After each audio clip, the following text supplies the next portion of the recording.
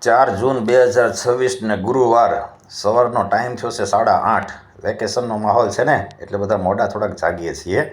સવારમાં મારું શિડ્યુલ હોય છે સૌથી પહેલાં તો દવા ખાવાની, ત્યાર પછી નાહવાનું અને ત્યાર પછી પૂજા કરવાની. તો પૂજાની પેટી લઈ લીધી છે. હવે પૂજાની શરૂઆત કરીએ આપણે. તો ભગવાનની પૂજા ગોઠવી દીધી છે. ભગવાનની પૂજા ગોઠવી દીધા બાદ સૌપ્રથમ તો ભગવાનને આવાહન કરવાનું. આવાહન કર્યા પછી આ પૂજાની પેટીની સાથે જ એક નાની એવી ડબ્બી હોય છે જેની અંદર રેડીમેડ પાણીની ટોટી હોય છે. અંદર ચંદન ને બધું વસ્તુ, કંકુ ને આ બધી વસ્તુ હોય છે.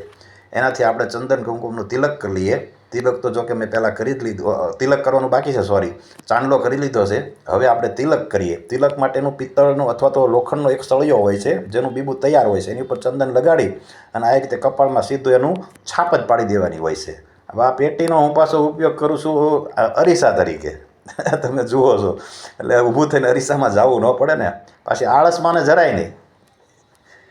બીજું વાત કરીએ કે ભગવાનને આવાહન થઈ ગયું, ત્યાર પછી ભગવાનને અલગ અલગ રીતે બોલાવવાના હોય છે અને માનસિક પૂજા કરવાની હોય. ભગવાનની માનસિક પૂજા એટલે એની અંદર ભગવાનને આપણે બોલાવીએ, ભગવાન આવે, ત્યાર પછી એને આપણે નવડાવીએ, ધોવડાવીએ, જમાડીએ, આ બધી વસ્તુ કરવાની માનસિક રીતે બધું. અને ત્યાર પછી ભગવાનના નામની જપમાળા કરવાની. આ જપમાળાની અંદર સ્વામિનારાયણ સ્વામિનારાયણ સ્વામિનારાયણ સ્વામિનારાયણ એવું બોલવાનું. પણ કઈ રીતે આંગળીઓ રાખવાની? જુઓ, પહેલી અને છેલ્લી આંગળી જે છે એ બંને દૂર રાખવાની છે. માત્ર વચ્ચેની 2 આંગળી છે એનાથી જ તે માળા ફેરવાની. ઘણા શું કરતા હોય, આખા હાથની ઉપર માળા રાખીને ફેરવતા. એવું નથી કરવાનું. જુઓ, આ રીતે માળા રાખવાની. 2 આંગળીઓ તો અલગ જ અડવી જ ન જોઈએ તમારી આંગળી, બરાબર? તો આ રીતે લાસ્ટ સેકન્ડ જે છે એની ઉપર તમારી માળા રહેવી જોઈએ અને જે સેકન્ડ આંગળી છે એનાથી માળા ફરવી જોઈએ. અંગૂઠાથી માત્ર પાડો. તો આવી રીતે સ્વામિનારાયણ સ્વામિનારાયણ સ્વામિનારાયણ અમે લોકો જાપ કરીએ છીએ સવારની અંદર. જેટલી પોસિબલ હોય એટલી માળા કરીએ. ક્યારેક ટાઈમ હોય તો 5 કરીએ, 3 કરીએ, 1 માળા કરીએ. પણ જરૂરથી સવારના પહોરમાં આ માળાનું જે છે એ પૂજાની અંદર બહુ મોટું મહત્ત્વ છે કે તમે ભગવાનને સામે બેસી અને ભગવાનની તમે જપમાળા કરો. તો આવી રીતે અમે જપમાળા કરીએ છીએ.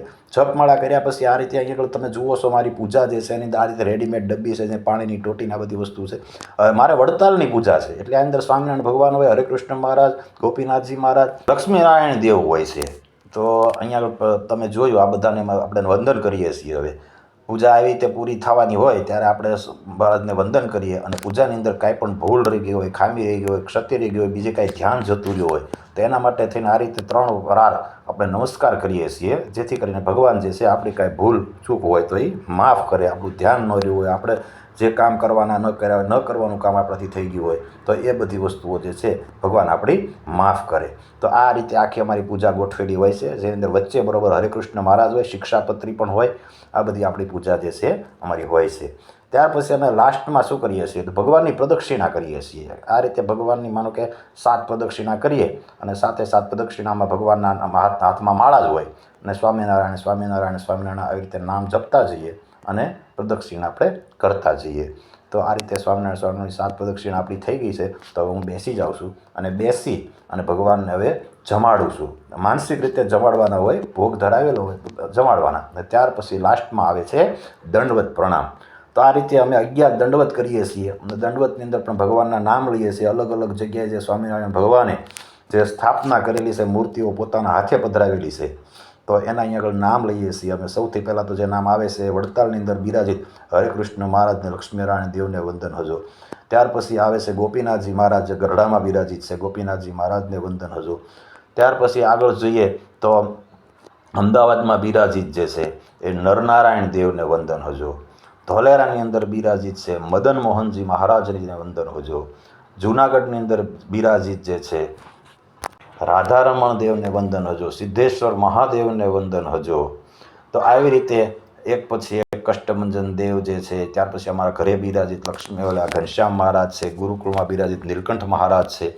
આ બધાને અમે વંદન કરીએ છીએ અને બધાની પાસે ક્ષમા યાચના કરીએ છીએ કે હે ભગવાન, અમારાથી કાંઈ ભૂલ ચૂક થઈ ગઈ હોય, અમારાથી કાંઈ તમારી પૂજા અર્ચના કરવામાં ધ્યાન ન રહ્યું હોય, અમારું ધ્યાન ક્યાંય બીજે જતું રહ્યું હોય તો હે ભગવાન, અમારા બધા ગુનાઓ તમે માફ કરજો.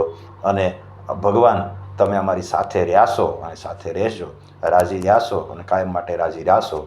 જે કાંઈ કરો છો એ તમે કરો છો. યત કૃતમ યત કરિષ્યામિ નત સર્વમ મયા કૃતમ. આ એક શિક્ષાપત્રીનો શ્લોક છે કે જે કાંઈ હું કરું છું એ હું નથી કરતો, ખરેખર તમે કરાવો છો. એટલા માટે હું કરું છું, એટલા માટે મારાથી થાય છે, નહીંતર મારાથી કાંઈ થાય એમ નથી. એ ભગવાન, હું અબળા છું, મતલબ અશક્ત છું, અને તમે સર્વશક્તિમાન છો. એવા શક્તિમાન છો કે આખું બ્રહ્માંડ જે છે તમે ચલાવો છો, આખા બ્રહ્માંડને પોષણ પૂરું પાડો છો. આ બધું કામ તમારાથી થાય છે ભગવાન, અમારાથી થતું નથી. તો આવી રીતે ક્ષમા યાચના કરી અને છેલ્લે આ જે પૂજા જે છે એ અમારો પૂજા વિધિ અહીંયા આગળ પૂર્ણ થાય છે. પૂજા પૂરી થાય એટલે જે કાંઈ આપણે ભગવાનને જે પહેલાં પધરાવેલા હતા એ ભગવાનને બધાને નમસ્કાર કરી અને બધાને પોતાના સ્થાને જવાનું કહી અને અમે આ પૂજા આપણી પેટીની અંદર જે છે સમેટી લઈએ છીએ. સ્વામિનારાયણના ભક્તો શા માટે સુખિયા હોય છે? કેમ કે ભગવાનને જ્યારે ગાદી અર્પણ કરી રામાનંદ સ્વામીએ, ત્યારે રામાનંદ સ્વામી પાસે ભગવાને 3 વરદાન માંગેલા, અને એમાં પહેલું જ વરદાન માંગેલું કે મારો જે કોઈ આશ્રિત થાય, મારામાં જે વિશ્વાસ ધરાવે ને, એ મારો ભગત કોઈ દિવસ રોટલે અને ઓટલે દુઃખી ન હોવો જોઈએ. તો એના એટલા માટે તમે જુઓ છો કે સ્વામિનારાયણ ભક્તો જે છે એ રોટલે અને ઓટલે દુઃખી નથી હોતા, મતલબ સારા એવા સુખી હોય છે. બીજી વસ્તુ ભગવાને માંગેલી કે મને 1000 વીછીની પીડા થજો પણ મારા ભગતને ન થજો. અને ત્રીજું વરદાન માંગેલું કે મારા ભગતના પાત્રમાં જો ભિક્ષા પાત્ર લખ્યું હોય, એટલે કે રામ પાત્ર લખ્યું હોય ને, તો મારા ભગતને ના મળજો, એ રામ પાત્ર મને મળજો. આટલા માટે આજે સ્વામિનારાયણ ભક્તો સુખી છે. અને આમ આજે અમારા વિલોગનો બીજો દિવસ છે, તો અમારા વિલોગને ખાસ બધા લાઈક કરજો, શેર કરજો, સબસ્ક્રાઈબ કરજો, અને તમારા વધુને વધુ મિત્રોને મોકલજો, અને અમને કોમેન્ટમાં જણાવજો કે તમારે ખરેખર આ અમારો વિલોગ તમને કેવો લાગ્યો, અને અમારે શું કાંઈ ફેરફાર કરવાની જરૂર હોય તો એ પણ ખાસ જણાવજો, અને વધુને વધુ લોકોને શેર કરજો. તો હવે આપણી આ પૂજા સાથે અહીંયા આગળ પૂરી થઈ છે, તો પૂજાને પાછી બધી સંકેલી અને આપણે પેટીમાં મૂકી દઈશું, અને પેટી જે છે એ ચાલો ભગવાનના કબાટની અંદર મૂકી દઈશું. ચાલો, જય સ્વામિનારાયણ.